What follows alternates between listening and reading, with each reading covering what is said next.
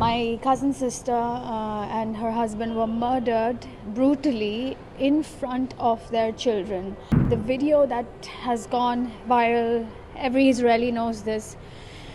I want every Indian to see that video. It's of my sister's 6-year-old daughter who was trying to save the 3-year-old daughter. The only thing she kept repeating to the police is, "Are you the Israeli people?" I don't think that any child deserves it. I am Madhura Naik. I'm from Mumbai. I belong to the Beni Israeli community. And what happened on 7th October was a terrible tragedy for not only my family but all of Israel. As you know, currently it's been 6 months. We still have 133 hostages left that still have the hope of life. Unfortunately for my family, it wasn't the same because my cousin sister and her husband were murdered brutally in front of their children.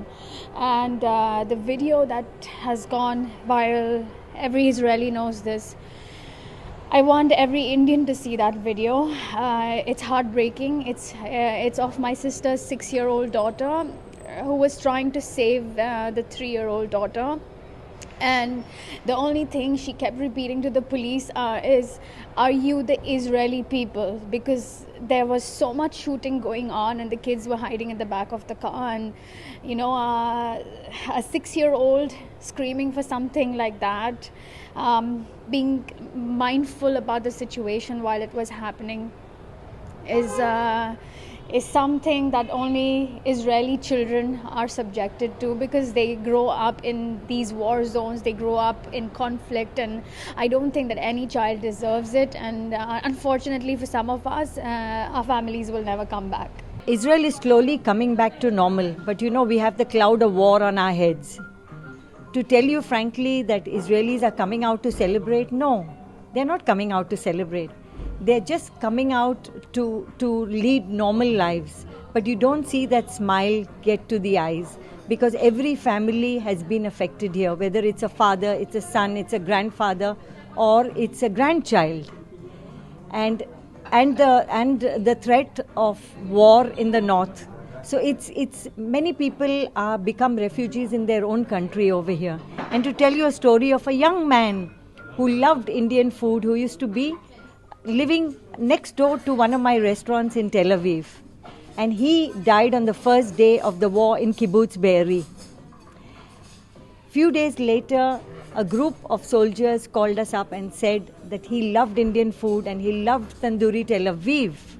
So they would like to, on the day that they start his mourning, which is called Shiva. The name Shiva, it's very much connected to India. So the Shiva is called the 9 days of mourning. One day they would like to serve Indian food. So I asked them what was the address, and they said, "We all soldiers have collected money so that he would feel nice that we serve his food today." And I said, "No, his restaurant will come to him to serve his food." So these are small things. None of us are in politics. None of us are in war.